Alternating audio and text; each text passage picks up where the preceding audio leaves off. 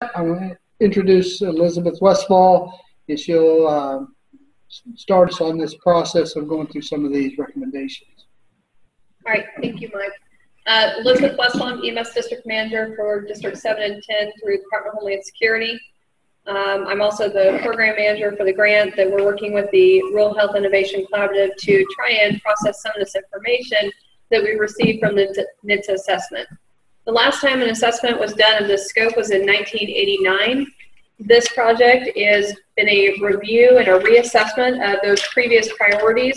And as Mike was stating, we did have 59 different findings that came from the technical assistance team.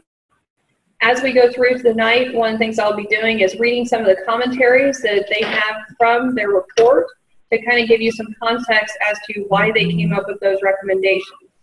If at any time this was established as a priority recommendation, I will identify that when we're reading through it.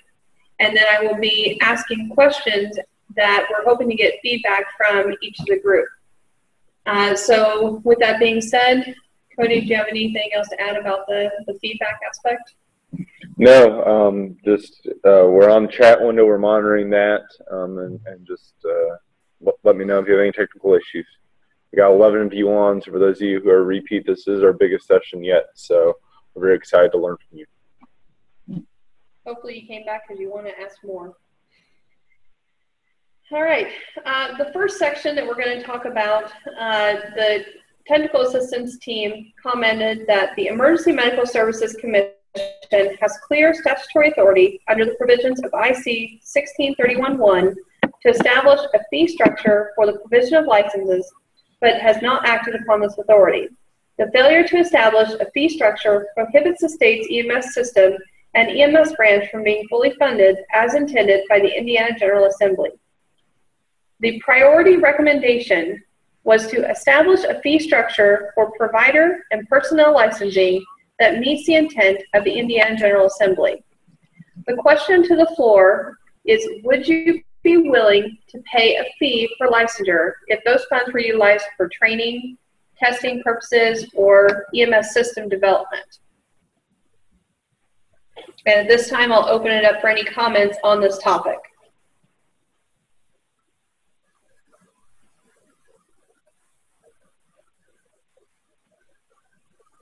Don't be bashful. Don't all jump at once.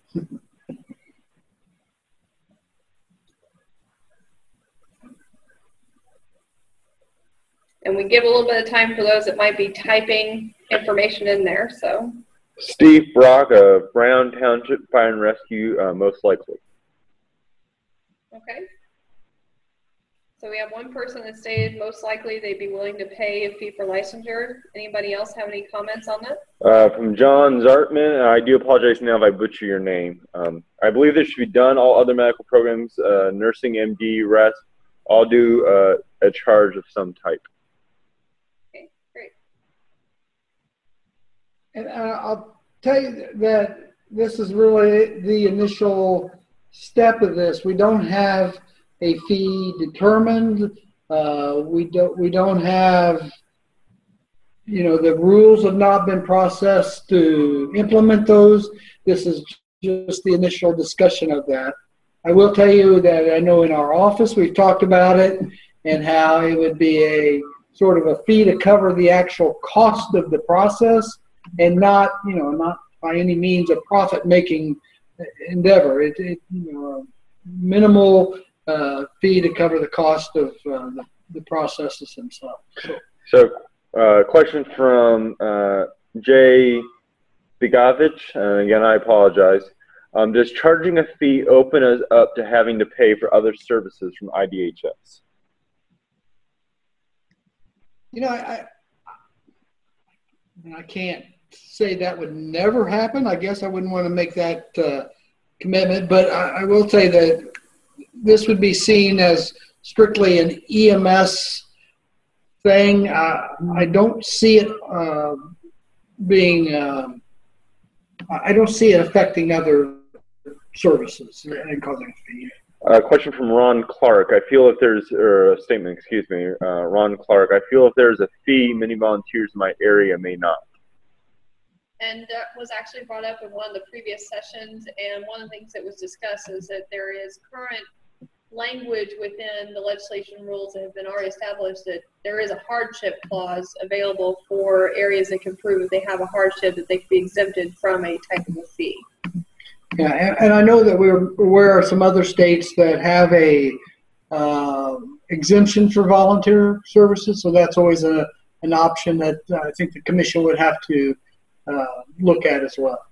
Because we still, you know, in Indiana, we still have probably around 40% of our EMS system is volunteer services, and you know that's something we've got to protect in the state of Indiana. And so, yeah, the idea would be not to harm those volunteer organizations or personnel. Comment from Steve. My answer could be more accurate depending upon the training program themselves, i.e. quality of training, classes, etc. Good point. And welcome to our new participant. We're up to 12 now. So if you have any issues, please chat to Becky Sanders, and we can support you there. All right. We do have quite a few topics to go through, so we're going to move on to the next topic. This comes, oh, go ahead. One last comment that came in before we transition. I'm not against the fee. This is from John. I'm not against the fee, but it does open the door. So many people are already volunteering their services. Okay. This next comment has to do with advisory groups. There is a wide disparity of resources between the urban and rural areas.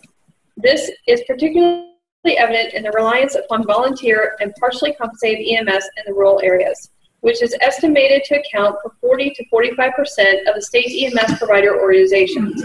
This high percentage of volunteerism represents a subsidy of the EMS system in the form of free or discounted labor. As in other rural states that rely upon volunteer EMS, Indiana's rural EMS system is likely not sustainable. As this subsidy continues to dwindle, the state will have to develop alternative delivery models. This presents a tremendous challenge for the state system that will continue to impact its development. It is critical that as the local urban systems continue to evolve, the entire state system continues its planning with deliberate consideration to the unique challenges of rural healthcare. The recommendation was to consider the creation of advisory groups outside of the TAC, for example, rural EMS and air medical, to ensure that specific interests and stakeholders are given adequate consideration. The question being, would you support the creation of advisory groups for various special interests? Yeah, and as you're aware, it's not uncommon for the EMS Commission to establish work groups or subcommittees of subject matter experts to look at specific topics. We currently have a subcommittee looking at narcotics accountability and storage and acquisition, and to see if they can come up with some best practices to assist other services in those areas of concern that sort of been raised over the last couple of years. We have a communication subcommittee to look at the technology as it comes out to see how we can best comply with that. So my question to everybody is, do you have any ideas or any topics that you think that maybe like a task force or subcommittee or advisory group might assist in addressing, other than like the rural areas? A bunch of comments coming in, so I'll read through all of them and stop me if you want to address any as I go down. From John, yes, it's a good idea to get expert evaluations, best practices from special interest groups that could augment the development of current practice, and submit those findings to the TAC for consideration, review, and ... From Zach, are the current commissioners representing different groups? Current commissioners? They represent within the fire service, hospitals, paramedics, EMTs, but we don't have specifically representation from things like air medical or rural EMS currently present on those commission or TAC agencies. From Steve, absolutely, as some are aware, Morgan County has a strong EMS association, which means monthly to coordinate emergency responses in our county. as well as monthly training, preparing for large-scale disasters, mass casualty. It's been highly successful with our securing 2 mass casualty trailers in our county. And Steve just put in that we are rural EMS. This has helped our volunteer agencies greatly. Another comment from John B. The first comment was from John Z. But John B. writes, yes, I think they'd be important to help research and establish standards and uniformity. Okay, great. Very good. And if you're on the phone and have any thoughts, please feel free to talk in. Chatting is not the only way.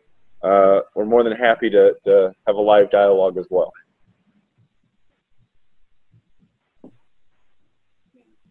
Thank you. Great comments. Appreciate that. All right. We'll move on to the next topic. This one falls under education. The National EMS Education Standards, NES, have been adopted as the foundation for EMS education. Although it does not appear that there has been much effort in training and transitioning the cadre of educators to utilize and implement the NES. The adoption of the NES, the requirement of accreditation for paramedic programs by Commission on Accreditation of Allied Health Education Programs, CAHEP, and the adoption of the National EMS Scope of Practice model were significant steps for Indiana in aligning the state's EMS system with current EMS practice. Full implementation of this alignment will require the utilization of the NREMT exams as the basis for licensure at all levels, as well as updating the administrative rules. The priority recommendation is adopt the National Registry testing process for all levels. The question to the floor is, should the National Registry exam be adopted for the EMT level? We are very sensitive to the fact that we realize that this would create a fiscal impact, and at this time, as we're beginning our research within this, we have exempted the EMR from that question as far as upping to the all levels to include the EMR and EMT. So we are just asking the question, should it be done at the EMT level? So we'll open it up for comments at this time.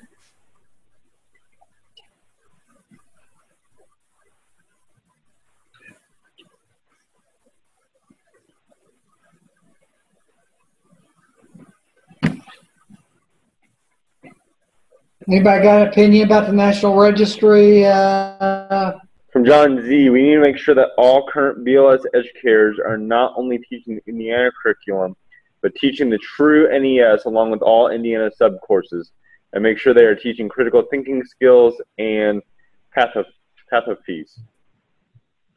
From John B, yes, why reinvent the wheel? However, we'll address the needs of Indiana EMS.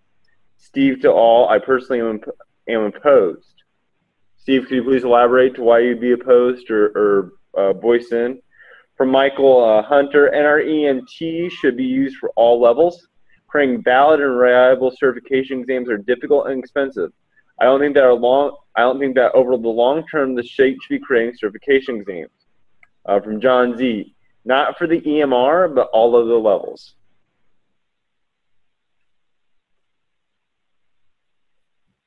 Give a few minutes for the follow-up. And we're up to 13. Also with the testing, remember that our current exams, with the exception of the paramedic, are offered, I think people pay $15 to administer those exams through Ivy Tech, but the certification and testing is really done at currently at no charge. So much like the fee discussion, we have to consider the impact that the cost of going to the National Registry, which I think for an EMT, I believe is around $75, $80, swagging that a little bit. But so what impact that would have on our resources, personnel resources, as we move forward. So that is something the Commission will have to consider in that decision process. So I'm going to go a little out of order here, but to follow up on Steve, who said that he's personally opposed, he said, very truthfully, registry is up for ALS level. I personally think it would decrease the numbers of EMTs in Indiana. Zach wrote in that this could allow smoother transitions between states and disasters. And then John Z said on Steve's comment, those programs that are currently teaching to the proper standard, this will not be an issue. Okay, great. Thank you everyone for your comments on this. This is a great discussion. And again, feel free to talk if you're on the phone as well. All right, we are going to move on to the next question. All right, this one has to do with communication and the statewide interoperability plan. All ambulances are required by rule to be equipped with VHF communication equipment with a common frequency utilized for ambulance to hospital and ambulance to ambulance communications. However, there is a provision in the same rule for the providers to utilize 800 megahertz if all of the receiving facilities that they transport to have that capability as well. Because some service providers have been permitted to utilize regional or municipal 800 megahertz systems in lieu of the Indiana statewide 800 megahertz system, they are not interoperable with either the Indiana Hospital Emergency Radio Network, IHERN, or the Indiana statewide 800 megahertz system. Therefore, the potential exhibits for ambulances operating outside their immediate service area to be unable to communicate with PSAPs and other ambulances in that area. The priority recommendation is to enforce the existing statewide communication interoperability plan to ensure seamless field communication.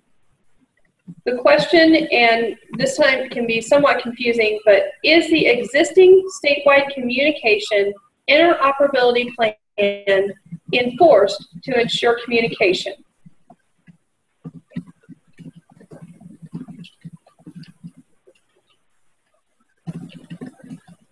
So do we see a enforcement on this, or does there need to be enforcement within the IHERN and 800 megahertz system? You have a question from John B. Enforced? Question mark. Well, I think where that, John, where that sort of this whole thing has come up is, you know, up to maybe 5-6 years ago, all ambulances had IHERN in them, and there's been some services that have gotten waivers, and with some of the provisions that allow that to be replaced with the 800 megahertz system, there are some ambulances that may not have the IHERN system still in those vehicles. And you know, it may not impact day-to-day operations, even communications with hospitals, but where this is coming to in question by some of the, at least from some of the communications people in our state, is you know, in a time of a larger scale mass casualty event or disaster situation that would require mutual aid and bringing resources in from other communities throughout the state, there may not be interoperable communications between responding ambulances that are coming from 2 or 3 counties away.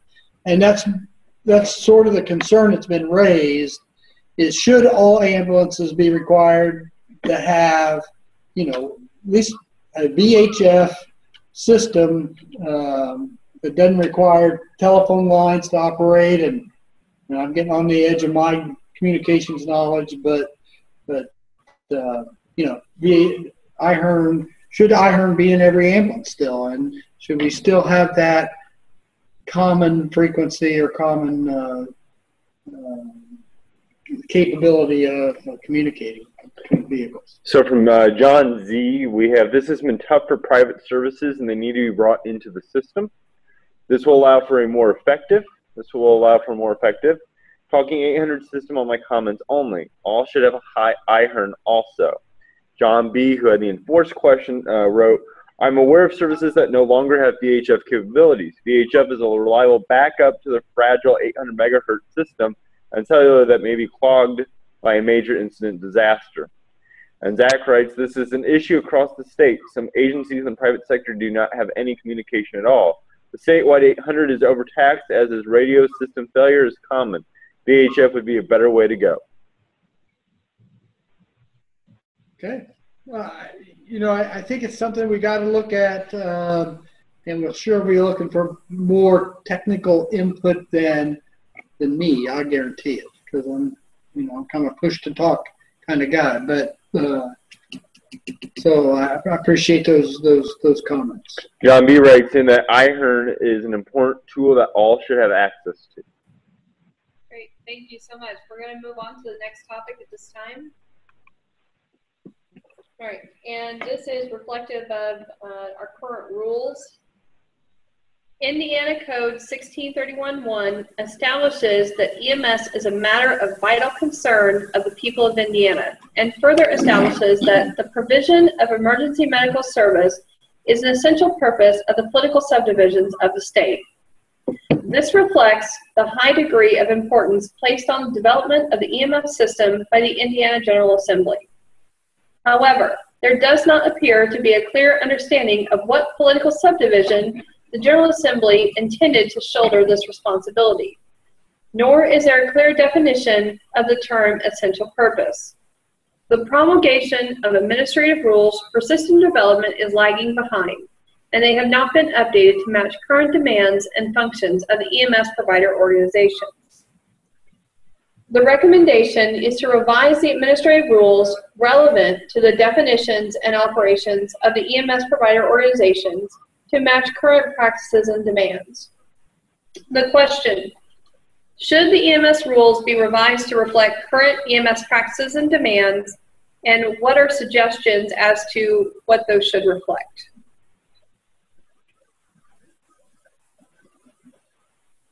We know that there's been other comments out there in reference to long spine board topics about those being taken out of common practice and KEDs.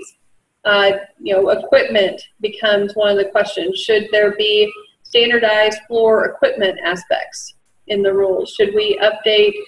And I know one of the other, and I'll share this with you, one of the other recommendations was made to have the Attorney General's office to interpret and further statutory definition, both essential purpose and political subdivision,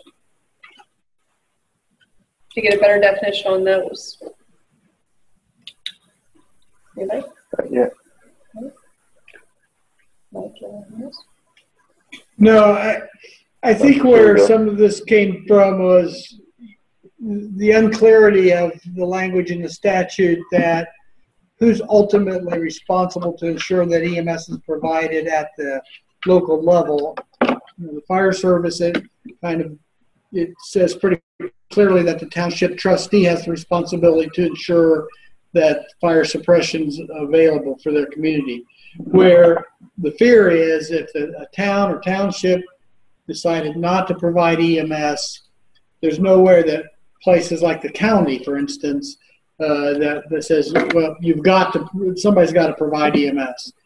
Fear has always been that a community could end up with nothing if nobody took on that responsibility. Now, thankfully, that hasn't happened. And hopefully, it won't. But there's some thought, at least from the assessment team, that statute needs to be strengthened to give somebody the ultimate responsibility to ensure EMS coverage. We got 3 comments coming in.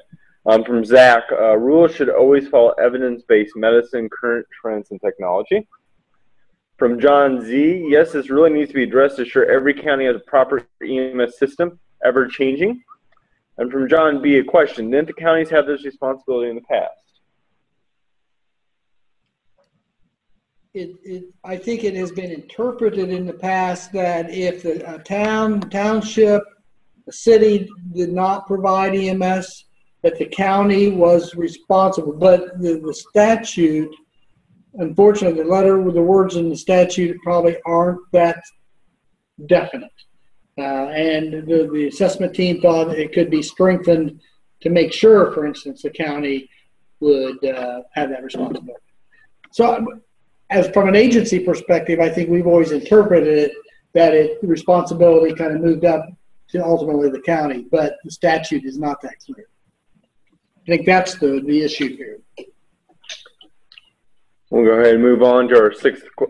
Currently, from John Z, currently this is a gray area and needs to be cleaned up with proper language. From I believe it's the last name is Dellingham. Says the rule needs to be current with current practices. It is hard and forced to comply with rules that are not current. Equipment and current models of operations should be addressed. Thank you, everyone, for all your comments. Yeah, great comments. This is really helpful to us as we're pulling together this document. So let's go ahead and move on to our sixth topic of the discussion. All right. And this one, I'm going to go ahead and I'm going to read the question first just to kind of move things up so you guys have a little bit more time to type your answers. Should there be a statewide clinical protocol established as a floor for items such as STEMI, stroke, burn centers, pediatrics, trauma, that similar to what's already being done with statewide trauma field triage transport? To give you some background into the technical assistance team, they stated currently there is no statewide transportation plan for other time-critical diseases such as STEMI and stroke. The Indiana State Department of Health has established criteria for the classification of trauma centers drawn from the ACS Committee on Trauma Classifications for level 1, 2, and 3 centers. The ISDH decided against the inclusion of the level 4 trauma centers in the state trauma system, although many of the rural hospitals would likely meet these level 4 criteria. Currently, there are 11 ACS verified trauma centers in Indiana. There are also 3 American Burn Association verified burn centers in the state. Reportedly, stroke centers are classified as well. Neither trauma, burn, nor stroke centers are presently designated by Indiana code. In 2012, the Indiana EMS Commission approved a statewide trauma field triage and transport destination protocol that addressed triage of injured patients from the scene. There are no similar transportation plans for other specialty care centers, including STEMI, stroke, burn, or pediatrics. The trauma transport protocol does not address interfacility transfers.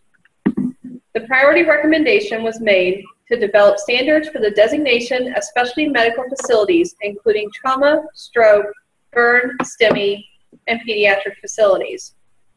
We understand that this is going to require our partnership with Indiana Department of Health to continue looking at the designation, but as we look towards those designation components, we wanted to ask about something similar to the trauma triage transport protocol.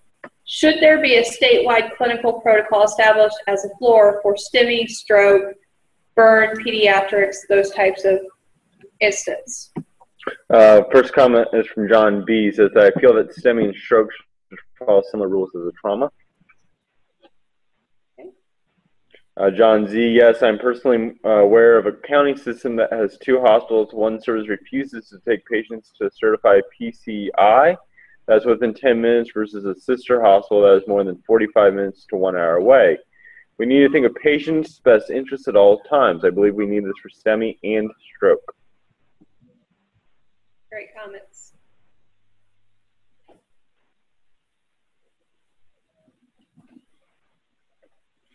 Great. Anything further on this one? None. Let's see. I think I missed a comment. Excuse me. Michael H. In general, I'm against statewide protocols because of different geographical areas having different needs. I am in favor of best practices coming from state medical directors or IDHS. I apologize for skipping that one out of order. Okay, moving on. All right. Very good. 7th question. All right. The next question, should standards be created to better define workplace safety equipment and training? This comes from an item that we wanted to discuss within our labor and market analysis survey that unfortunately was not able to be incorporated at the time of when we published that. So we wanted to add this in and try and get information from this group on that. Just a brief background on the survey. In June of 2015, the EMS branch initiated an EMS labor market analysis survey with the support and assistance of the Rural Health Innovation Collaborative. This is an impressive step by the EMS branch that reflects its willingness and ability to collaborate with other healthcare partners. And the EMS branch is particularly commended for this effort. As this tool continues to evolve, we are confident that it will provide valuable information regarding the developing system, which should be applied to planning efforts. The recommendation from NHTSA was continue to refine the labor market analysis survey. Data from the survey should be incorporated into the strategic planning efforts. So as we move forward with that, the question is, should standards be created to better define workplace safety, equipment, and training?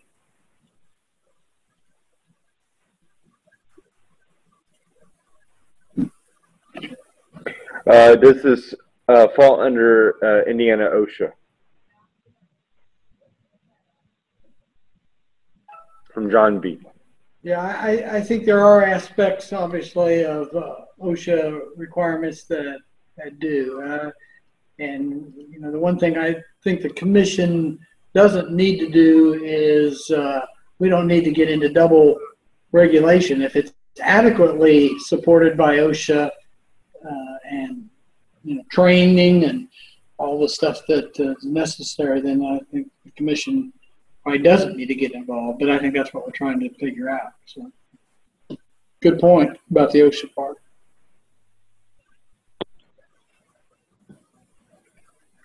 Someone trying to connect to us on the phone? Zach says workplace safety should be left up to the employer. They should be following OSHA and NFPA standards. That being said, if a workplace fails to comply, then IDHS should step in. Okay. All right. If there's no further comments on this topic, then we will move on to the next one. This one has spurred quite a bit of conversation from our previous session, so hopefully it'll give good conversation on this next one.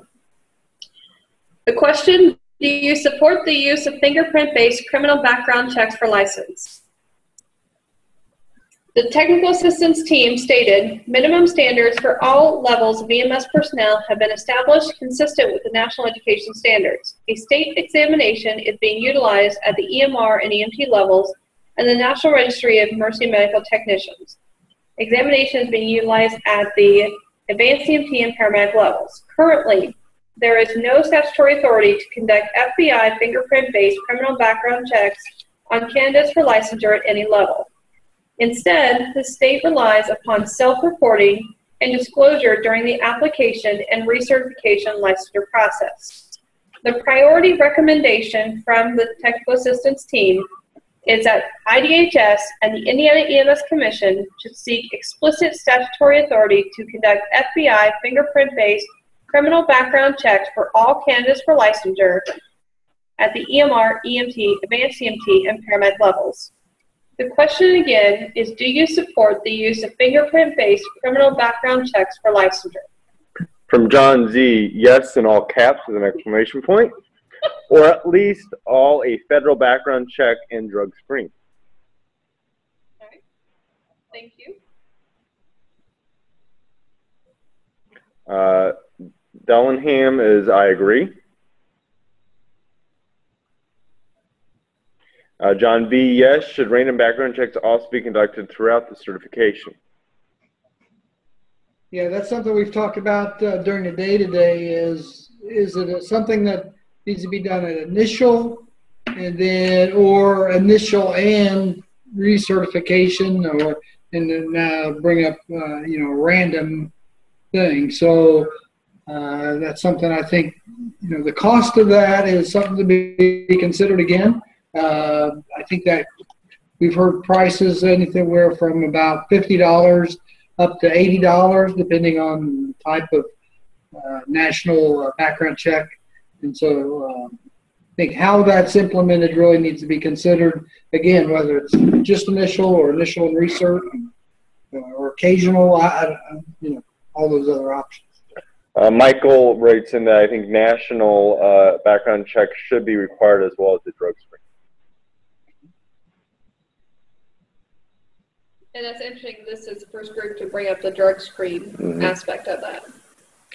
Steve, I agree with fingerprint-based criminal background checks and also agree with the random checks.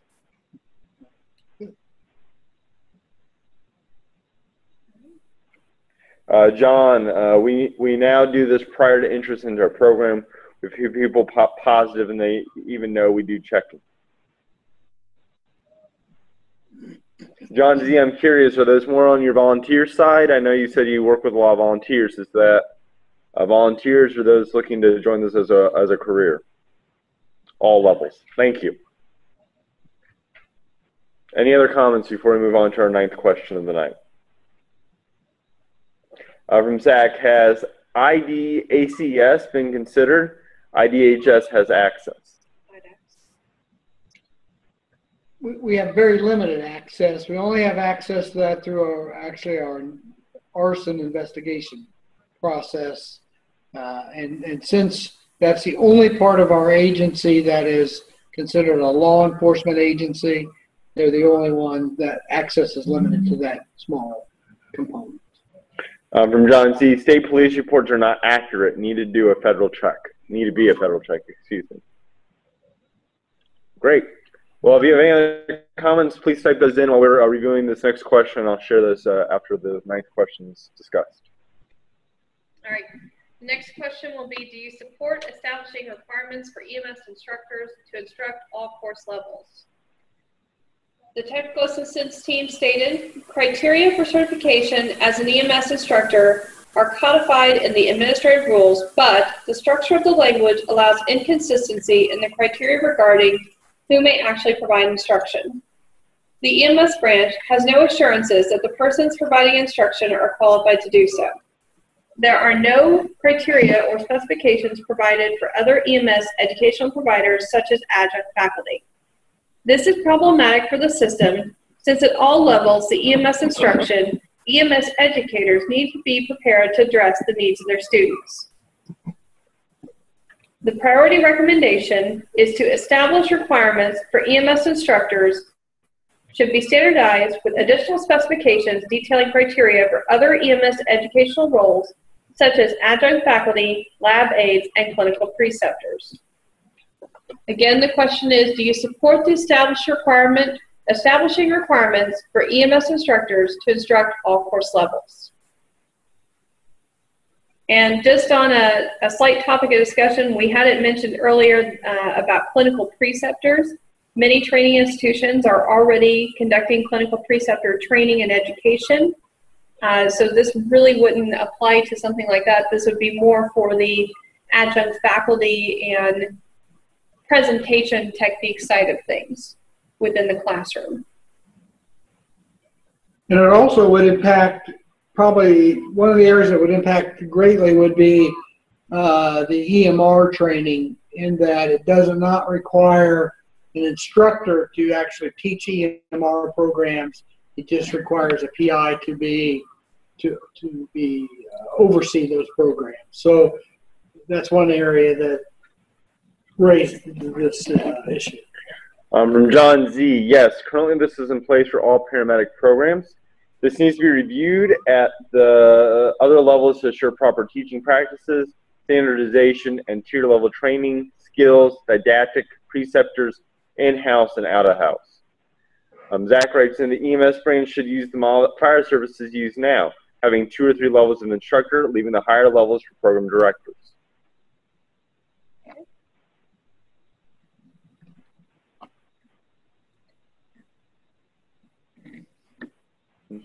Anything further?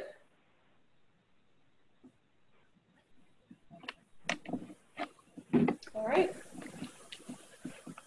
The next item, while it is not addressed under a certain section, under regulation and policy, the technical assistance team did have a recommendation that IDHS, ISDH, and the Indiana EMS Commission should clarify the legal aspects related to community paramedicine, mobile integrated healthcare, and seek to enact legislation and/or promulgate rules and regulations as necessary.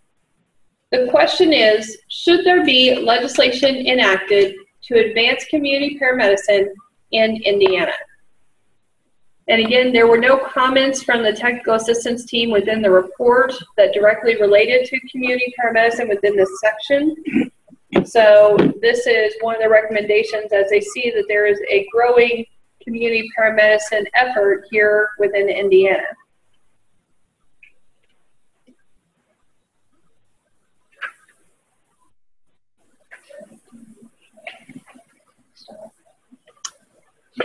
Okay, from John Z.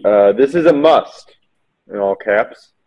We need to clarify this level or practice roles, validation, and rules along with certification of some type.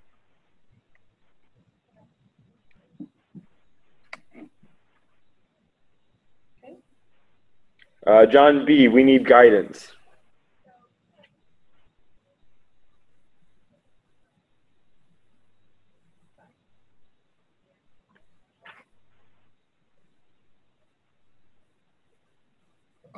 I guess, you know, with that whole community paramedicine, we know we've got probably 15 to 20 programs throughout the state of Indiana in some form providing community paramedicine or mobile integrated healthcare services. And I guess I agree there needs to be some guidance, and that guidance may be, it needs to be, you know, as it is now, no two of those programs are doing the exact same thing. I'm not saying that's bad, because I think it's based on community assessment and what those community needs are that have been identified. But that's something I think that we need to think about, is how does the state guide that program in Indiana on a consistent basis? And I agree. I don't know if guidance is the right word, or maybe the state needs to stay out of it and let it happen. But I think that's a decision that we need to move forward, or we need to develop. But I do think some legislation to assist with things like reimbursement and clarify that the role is very critical to moving the whole program forward. John B. followed up with a we need guidance. He said some form of standardization will help with the baseline. Michael wrote in, there should be guidance but not restrictive from developing innovative services. And John Z. writes on, there are so many different programs currently in place doing a great job, but we need to include our hospital experts, home health programs, physicians, and best practices. Great. All very true. Wonderful. Thank you. All right. We're going to move on to our next question. Oh, wait. Oh, sorry. Sorry. Zach writes in, providers here looking for more reimbursement. This could be something for them to look at. This would also help the smaller hospital in cases where an ER visit is not needed, but their doctor's not open at that time. I will tell you all that I really appreciate you typing in your responses. All these responses will be saved and provided and utilized as a resource as we move forward through this whole planning process. So I really appreciate all of your feedback, and the fact that you know, technology is able to keep up with you in typing it. So I really appreciate that.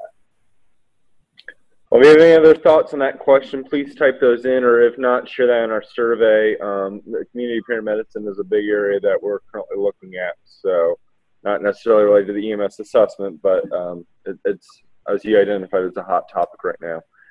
We're going to go and transition to our next question, which is on workforce, and we're going to combine questions 11 and 12 together.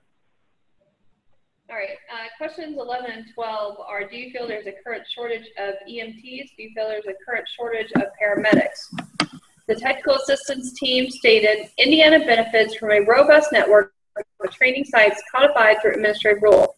These training sites represent a variety of delivery models ranging from secondary education institutions to local programs. Yet some stakeholders in the rural areas report a lack of access to education within some areas of the state. Despite this educational network, the EMS system continues to see a loss of licensed personnel. The education system has only been able to match the pace of attrition in the workforce. Preliminary results from the labor market analysis indicate that demand for qualified personnel is exceeding the supply. Again, the question is, do you feel there is a shortage of EMTs or paramedics? And then back to us, do you have any suggestions to help with this gap?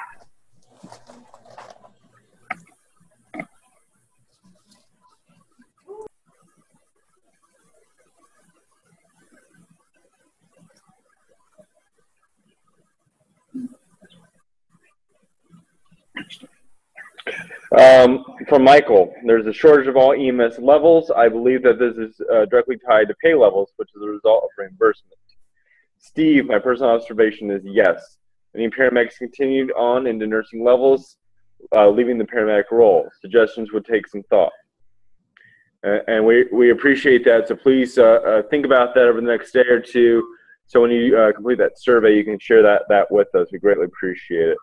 John B., I think this can only be addressed by the level of pay being offered, especially on the private side. Zach, finding higher pay for EMT and paramedics would keep them in the field and not in other higher pay jobs.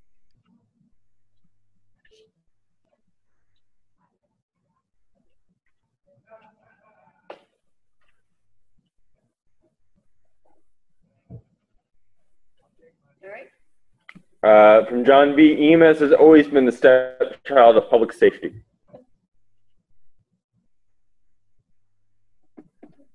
From Michael, developing programs like community paramedicine can give older paramedics a career ladder instead of physical requirements of work in the field.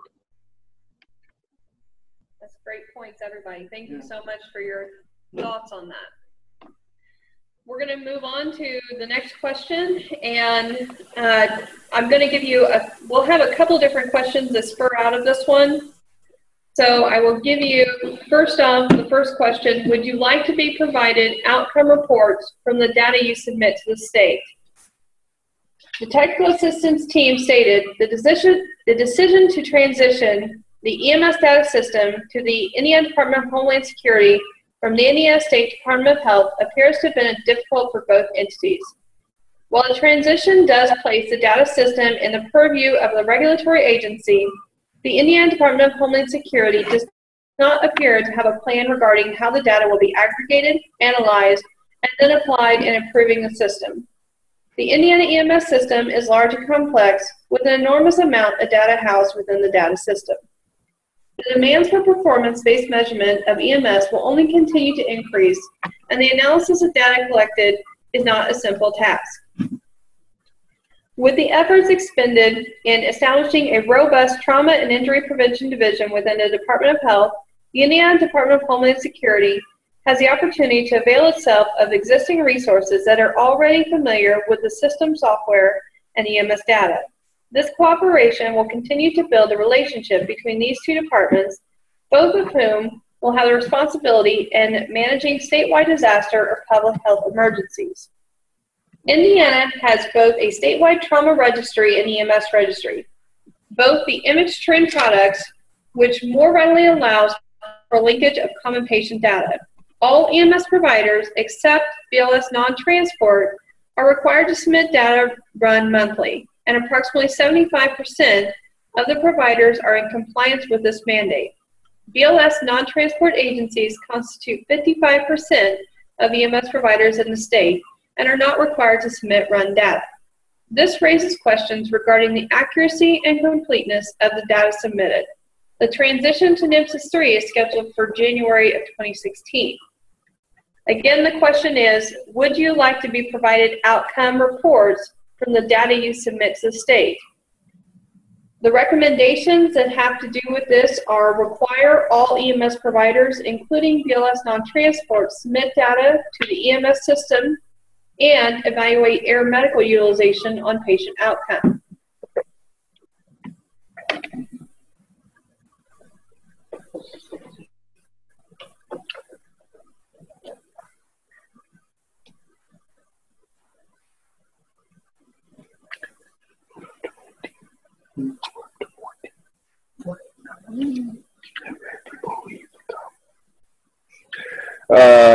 Okay, starting John Z. Absolutely, this would be very helpful in helping the services in obtaining or attempting to obtain local funding, possible needed change, education, equipment needs. Good data is the key, uppercase. Michael, yes, uppercase with exclamation point. Outcome reports are vital to proving or disproving that we make a difference. The second part to that question, while y'all are finishing out on that one, is should we require BLS non-transport to submit data? This goes right into the comment that was posted right before that question, so good timing, Zach. Feedback for IDHS is always a good thing. All levels should be made to report. We're missing the key part of patient care from our first responders.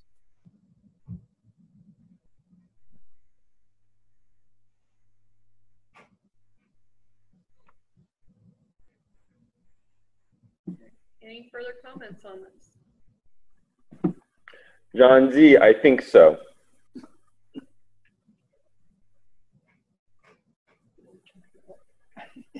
Oh, he wrote a longer one, that good data is the key. John B, yes. Okay.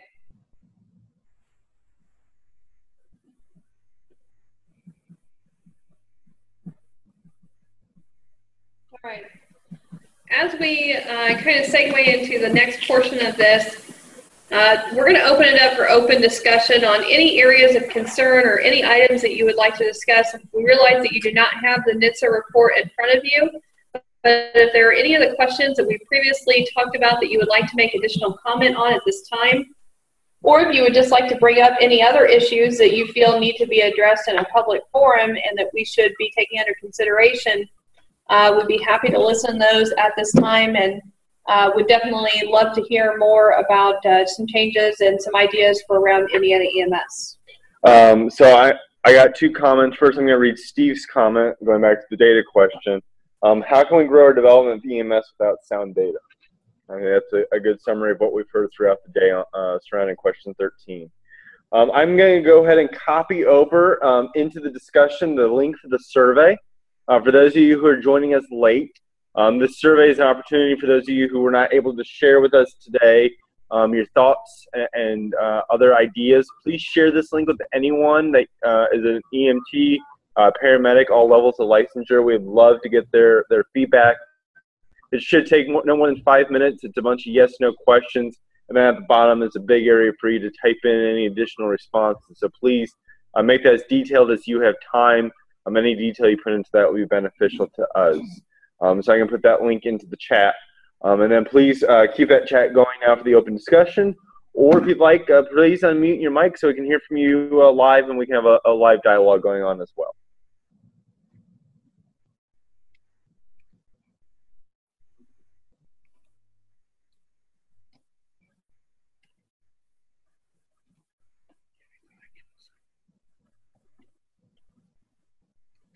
I just wanted to reiterate that for those of you that have not, and most of you have not seen the report, as we've talked about, it will be posted to our website the first of next week.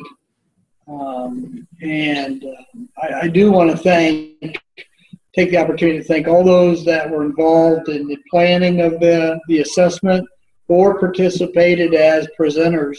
Like I said, we had over 30 people come in and present information to the assessment team.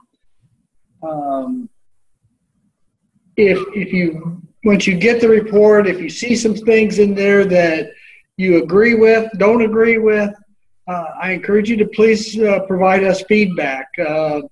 This is going to be a very transparent, open process of developing the strategic plan.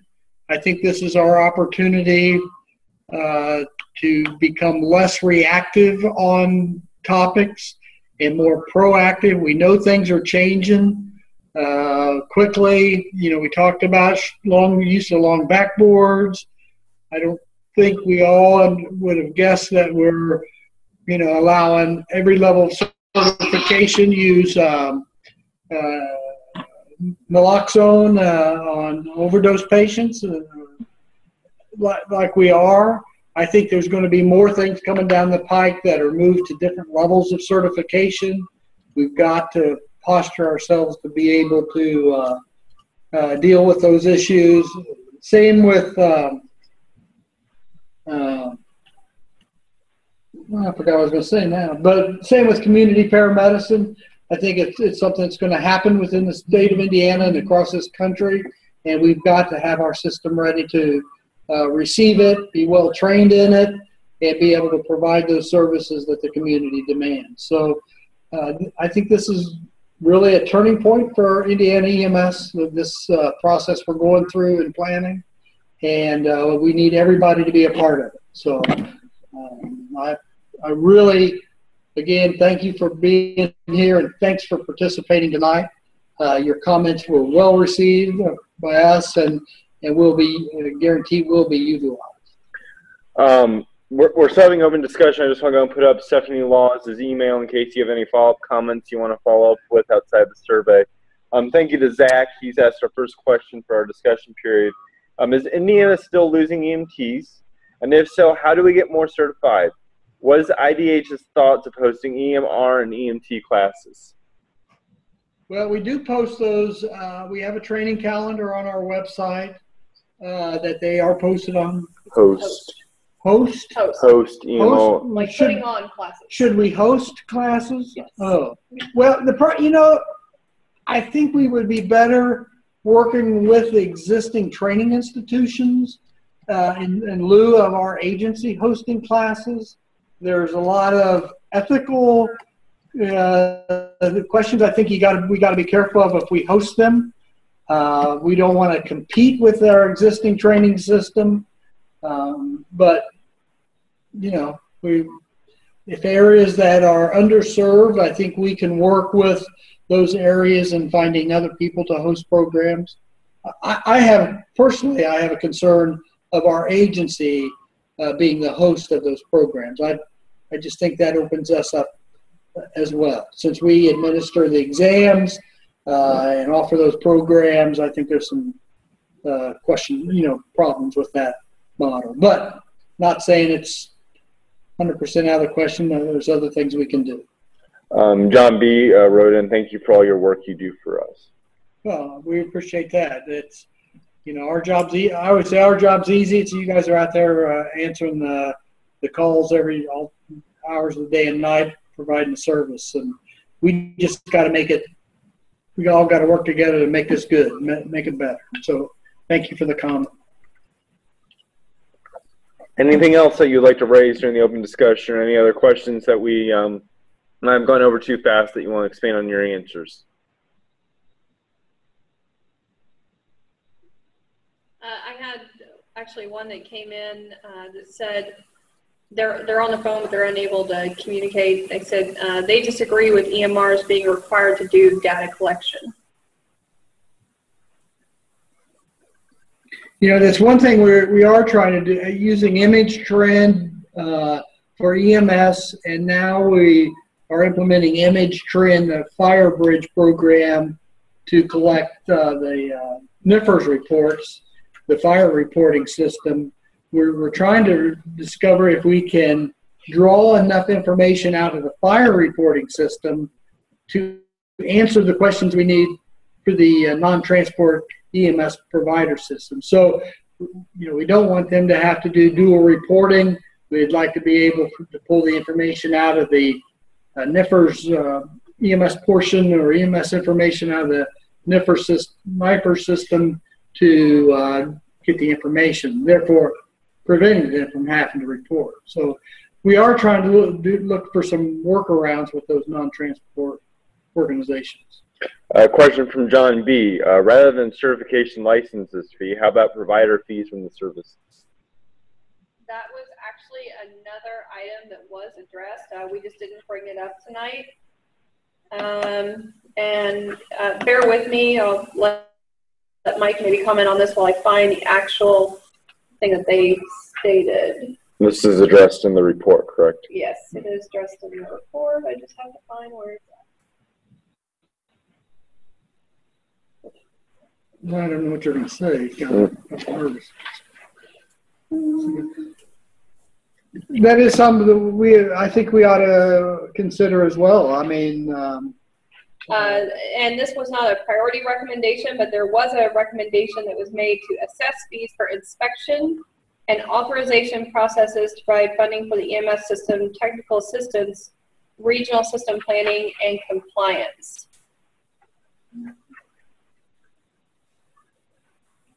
So that was one of the recommendations that was made. Anything else for open discussion? John Z just wrote in that most states do this for all levels already.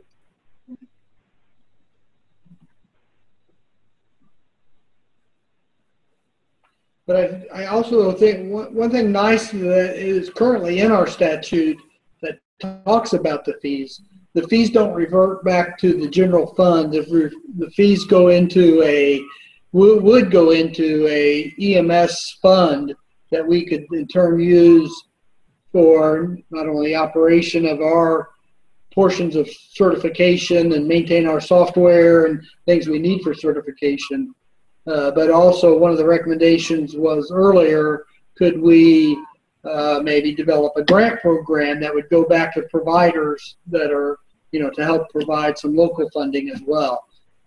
Obviously, depending on how much money we were able to generate.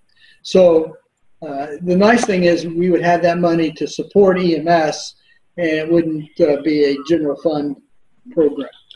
Zach asked, would the fees be run volume based or flat rate?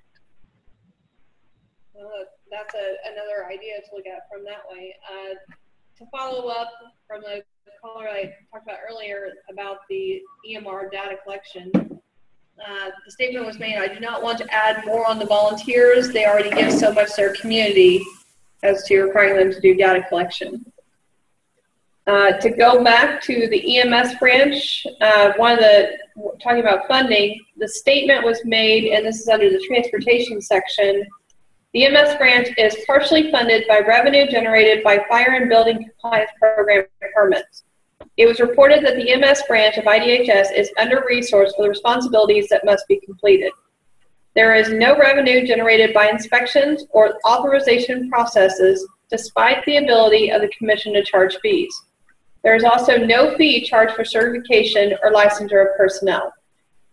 So that's when they were discussing that the recommendation to assess a fee for inspection and authorization processes, such as providers and training institutions, things like that. And I will say that to implement that fee structure, it would take rule language to do so. And so there's plenty of opportunity to get more input on the amounts and how that money's utilized and how it's collected and how it would be formulated as we move through that. As we pursue that in that rule language process of rule promulgation. So, the answers aren't coming up quick. They would be we got plenty of time to work on how we would do it if the plan is to do it. Two comments were raised. John B. says base fee on staffing levels with an exemption to volunteer services, but an ambulance certification fee, ? And then Michael H. raised that most healthcare professionals pay a licensure fee. Any fee should be either free or small for EMR and going up for each level from there. Okay. Good comments.